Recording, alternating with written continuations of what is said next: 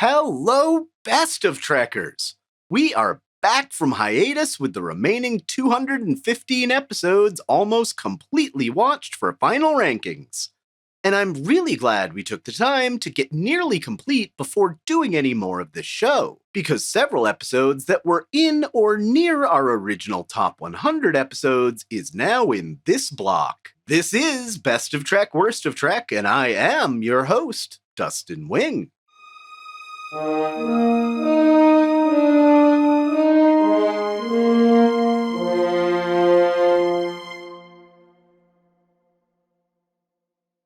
Starting us off at 215, House Call, or Lifeline.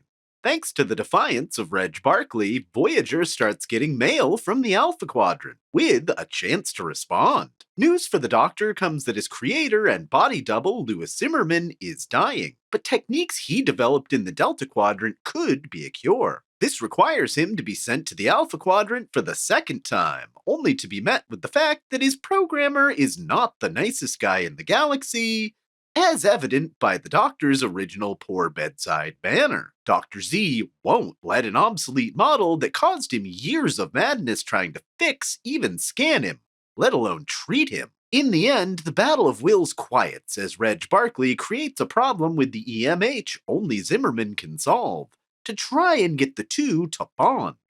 Which works, and after technically treating the Doctor, he finally lets him medically treat his terminal condition. This is a fun father-son bonding episode that also has a ton of filler to make its point. It's always nice to see Troy in Voy, but her counseling attempts are ultimately futile, and it feels like the episode takes too long to get to its point. Some nice 90s visual effects work, making Bob Picardo fluidly fill up the scene with two of himself. Overall, this one gives Mr. Picardo one of many times to show off his acting range in the show. Changing sides for a minute at 213 and 214, Brothers Gotta Hug! Or Descent Parts 1 and 2. Not sure why in my first watches for these rankings I thought this belonged near number 100. But it may not be as good as where I'm forced to rank it here. The episode starts with what would make a great walked into a bar joke as Data plays poker with Einstein, Newton, and Hawking. Fun fact, Hawking is the only actor in Trek history to play himself. Data gets his first taste of emotions as he feels anger while killing a Borg from a rogue collective, controlled by his evil twin brother. As he processes this newfound peculiarity, he takes a captured Borg and leaves the Enterprise. We'll come to find out it was just a plan by Lore to get Data all along, going so far as to nearly get him to perform a lobotomy on Geordi in the name of cybernetic science. While manually searching the planet where Data is, Bev is left in command of the Enterprise with a skeleton crew. And honestly, this is probably her shining moment in the series, as she carefully weighs the safety of the ship against a Borg vessel, and getting the search teams off the surface. Meanwhile, Riker uncovers what caused this whole mess in the first place. Apparently, it was them when they humanized Hugh and sent him back to the collective.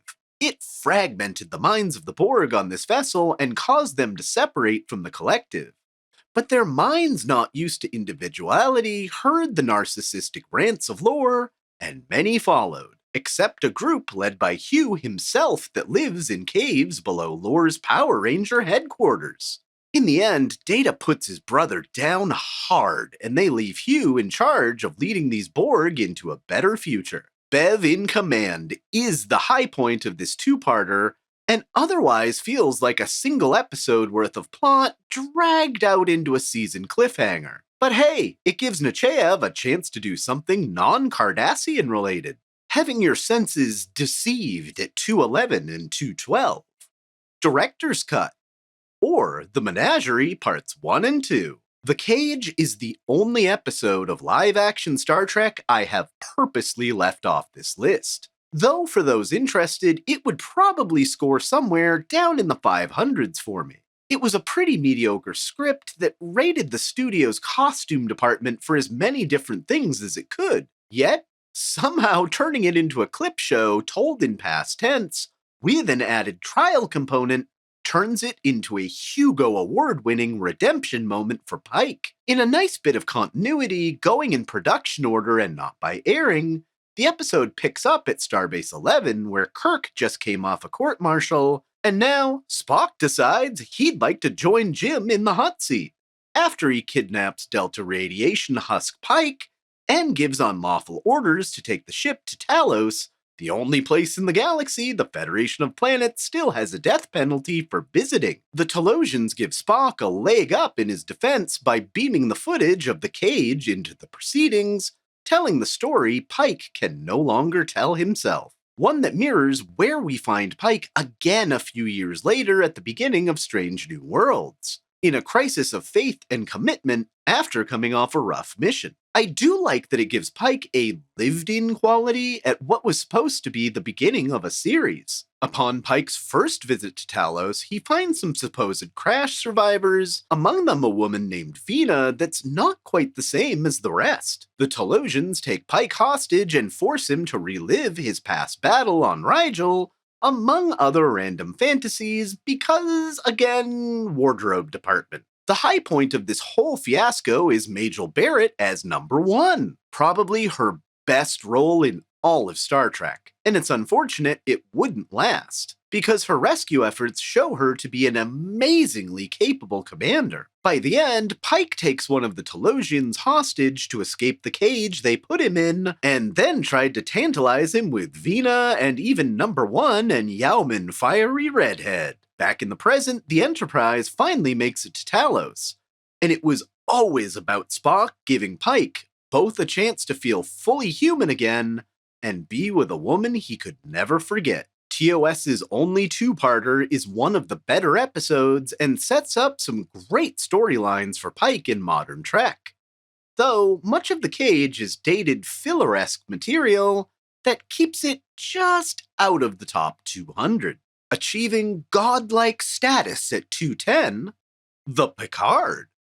Or Who Watches the Watchers? I would like to hand it to this episode for being the highest up the list, while having a backing score this bad. Season 3 of TNG was a segue between the absurdity of the first 2 seasons and what it would well and truly become by its cliffhanger finale, Best of Both Worlds. It occasionally carried over some of the stank writing and music cues, and I have trouble taking this episode that in first rankings were in the top 100 seriously. All I can say is watch the episode for yourself and see how out of place the music cues feel. As for the episode itself, an away team responding to a camouflaged outpost are accidentally discovered by this pre-warp civilization. This causes Beverly Crusher to do what she does best and brings a dying Mintakan back to the ship. Picard would have let him die to satisfy the Prime Directive.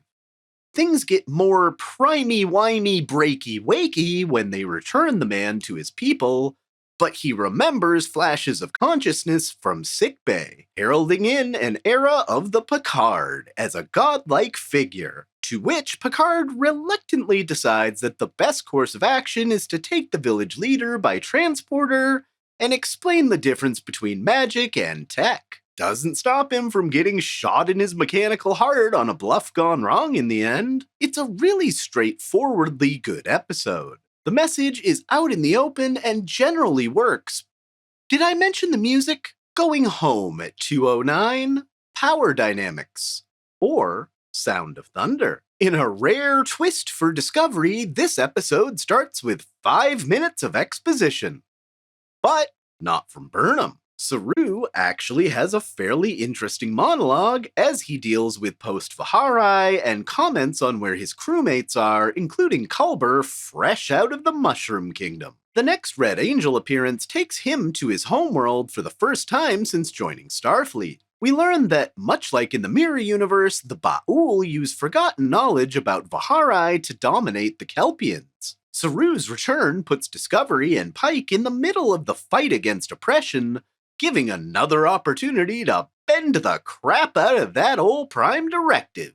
As Michael and Tilly pour through the sphere data, they find the Kelpians used to be the dominant species on the planet, until the Armus-like Ba'ul turned the tide and suppressed their knowledge of how Vahari isn't the end of Kelpian life, but a new beginning.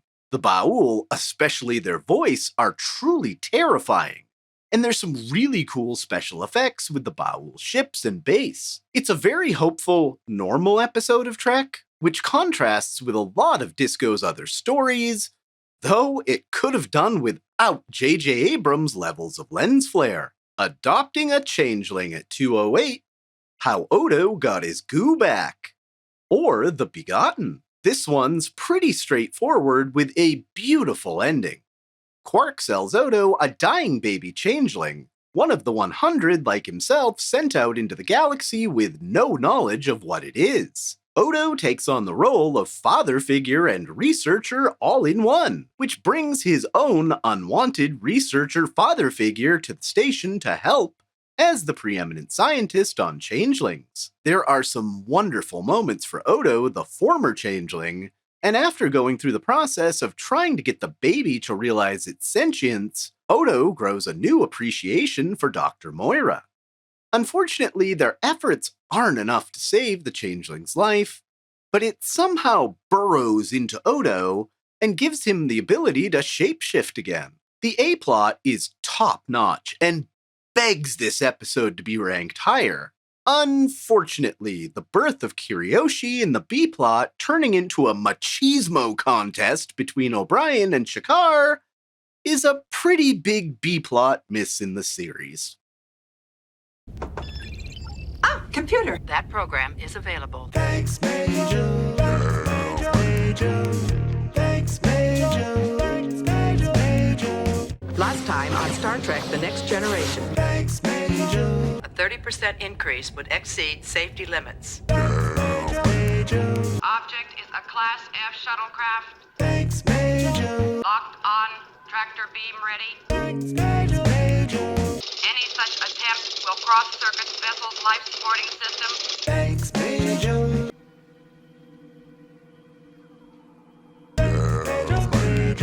Evasive maneuver, sir. Thanks, Major. This is the captain. Major. All decks have acknowledged, sir. Thanks, Major. Of course, sir. Major. Have I permission to send out scouting and scientific parties now? Thanks, Major. Landing party, come in. Thanks, Major. We'll try blasting through that metal. Thanks, Major. The top of that knoll should have been sheared off the first second. Major. We're hoping to transport down inside the Telosian community. Thanks, Major. Offspring is in, he's Adam. Major. We cut through and never knew it. Thanks, Major. It's wrong to create a whole race of humans to live as slaves. Major.